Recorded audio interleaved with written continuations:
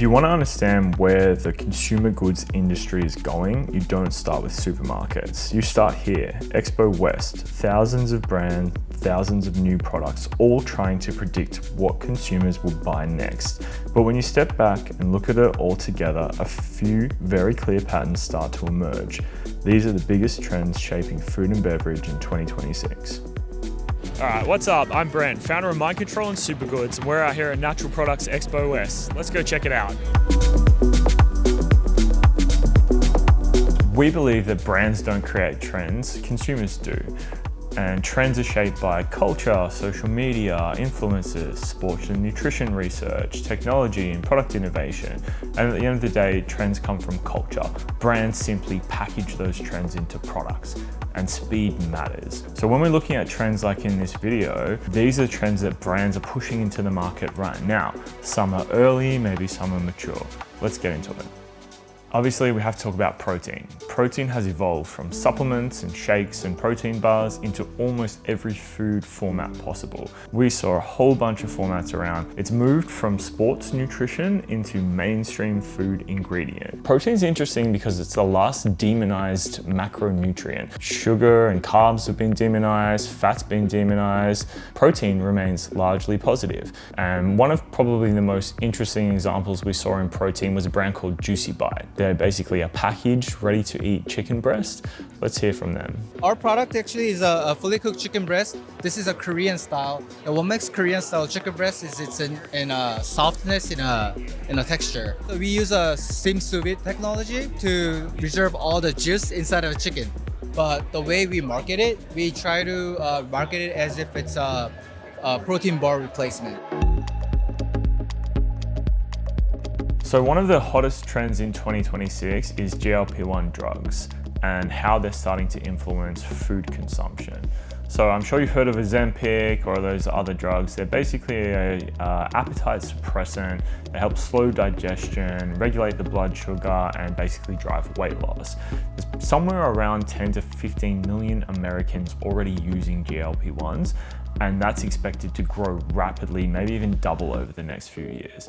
We caught up with the founder of Behave Candy, a low sugar candy option that's positioned as a guilt-free, indulgent product with a better macro profile. We make low sugar gummy candy without using any artificial ingredients. It always tastes delicious. So our goal, our mission as a business, we always say, is to reduce the amount of sugar in the food system. So whatever path will take us there is what we want to do. The candy aisle right now, I will say, is an abomination. It's full of sugar, artificial ingredients, dyes, things that are terrible for you, for your children, for your families, for your grandparents. It's what's giving people diabetes. It's what's driving the obesity epidemic in the country. So I just want the aisle to look different, and I want us to be some part of that evolution. We believe that packaging and brand identity are one of the most important drivers in consumer goods, alongside obviously marketing, distribution, sales channels, operations. But packaging is critical because it drives attention at shelf, communicates the product benefits quickly, and helps to drive trial. One of the brands we caught up with was called Maeve. They were formerly known as Seattle Chocolate, and they'd been in that look and feel for 32 years. But they decided to go for a full brand reset, move over into an entirely new brand identity, and shift their strategy to target millennials and Gen Z. How's the rebrand been taken in the market? Really, really well, especially in new areas where we weren't established. Yeah, what about those existing areas? Did people get confused, right? People did get confused. Yeah, it's a and risk. That's the risk in a it rebrand. was a huge risk. And honestly, I'm the owner, so I didn't have to answer to anybody, or nobody would have allowed me to do it. You're like, Nobody would have let let me. They'd be like, are you crazy? Yeah. You're healthy, you've been around 35 years, So you're a growing. year in now, do you think you made the right call? Oh, 100%. Oh, shit. 100%. Yeah. First of all, it's way more fun. Yeah. And it's kind of opened up a whole new realm of marketing for us, Oh, where okay, cool. we're clearly going after Gen Z and millennial, who are today's buyers, right? And they love fantasy, they love escape. And so this cool. sort of fantastical approach to marketing has never been done in chocolate before. Love it. And tell us about the book collaboration. That seems like another marketing thing that you're doing there, right? So a lot of this is my daughter, who is the senior brand manager, and she was I think I instrumental. met her last year, actually. Oh, Ellie, yeah. Anyway, so this is her favorite book series, Matt Dinneman, who also is from Washington State. I love that. Dungeon Crawler Carl, have you read it? Nah. Oh my gosh. Sounds cool. It's like an apocalyptic intergalactic survival kind of thing in a dungeon. Anyway, so the character, one of the main characters is Princess Donut, the cat, and her favorite drink is a Virgin Dirty Shirley, also Made it into a chocolate. and we made it into chocolate. One of the brands that we've had some actual personal experience with in this space was a brand called Minimal. We did a full packaging redesign project with them to help strengthen their shelf presence and align their packaging with their broader brand strategy and retail strategy. Yeah, look, the last 6 months have been really exciting. So we launched into Sprouts a couple of weeks ago. Got full ranging across the states there. Target's rolling out in 2 weeks' time, which is cool. So 300 Target stores.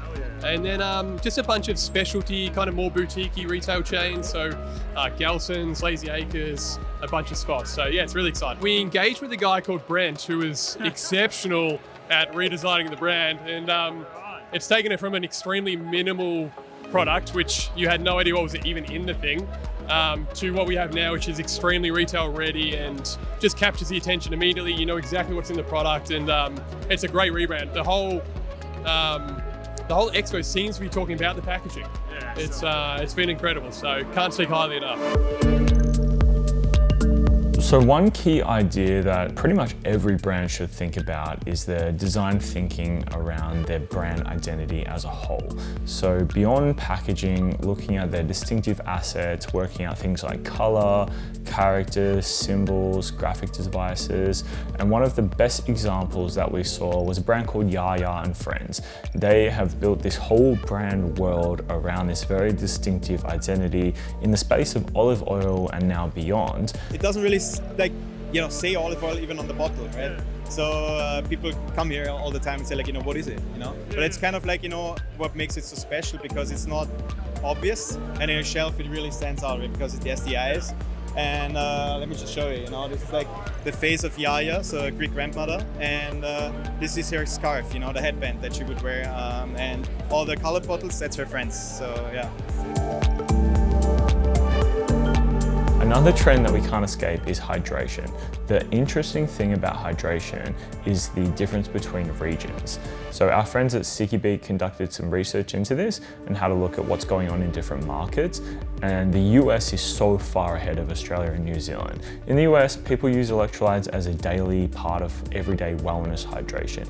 In Australia and New Zealand, most people are still using electrolytes after sport or heavy exercise. Typically, electrolytes are in a ready-to-drink format, but now we've seen an explosion of new formats on the market. We caught up with a brand called Twist that had a bit of a shift on how they're thinking about packaging innovation. The straw is functional and your flavor is inside. So you pick your flavor, the powder goes into water, and inside the powder are vitamins B, C, D, biotin, electrolytes, and BCAAs. So you don't sip it, the powder through the straw. Sorry, I'm confused. Oh yeah, so you take the top off, Yeah. you pour it into a tumbler, and then it becomes this beautiful color. Right, yeah. Yeah, Cool. and it just you naturally sip dissolves, out you of don't the have to straw. shake it or whatever? Okay. You just mix it into water. Okay, yeah, cool. Yeah. Okay. So why this format? I'm curious about the packaging decision of the straw instead of a sachet. Right. It's highly portable. You can travel with it. You can take it to the gym every day, and it's something you can reuse as well. Yeah, okay, cool. Yeah. Interesting. And no one else is doing it. Sometimes innovation is driven by category economics. Look at the chocolate category, for example. Cocoa prices have gone through the roof, so brands are searching for new ways to figure out how to make a profitable product and do something different. One of the most interesting examples here was Midday Squares. They've shifted from just having a chocolate format product into their new no-bread PB&J product. All right, what's up, man? Let's go, baby. Let's go. Finally get to see each other in person. Fuck We're ready to yeah. rock. What's happening, man? So tell us about what the plan is. You got the PB&Js? Dude, no bread PBJ, our first ever. No one's done the no bread PBJ, or I don't think anyone's done Taste it. amazing. And honestly, we're trying to build an afternoon snacking business. So Midday Squares is it's an afternoon snacking space in the better for you industry. And like for us, we just want to win so badly. We're refrigerated, we're in fresh snacking. We don't use preservatives and stuff. That's it, man. I love it. So what's the plan for the year? You guys growing like crazy? We're trying. New product launches. What can they get us any goss? So here's the truth. We're creating a no bread PBJ platform. So we're launching a ton of innovation on that platform. Our first 7 years, we built products, functional chocolate bars. Now we're focused on PBJs, and we're gonna launch a bunch. All new flavors, all very different in taste and texture. Yeah, and sales, it's ticking, right? Slowly, we're getting there. But right now, again, for this year and next year, distribution increase, innovation launching, and getting better at retail execution. Hell yeah, man. Awesome. Hell Thank yeah, you, brother. baby, let's go, baby. No red PBJ, woo! Walking Expo West, it's easy to get distracted by novelty. New flavors, new formats, new packaging, but most of these products are responding to the same underlying consumer trends. Health, convenience, and better versions of the food that already exists. The brands that succeed won't be the ones launching the most products. They'll be the ones that understand those shifts and those trends.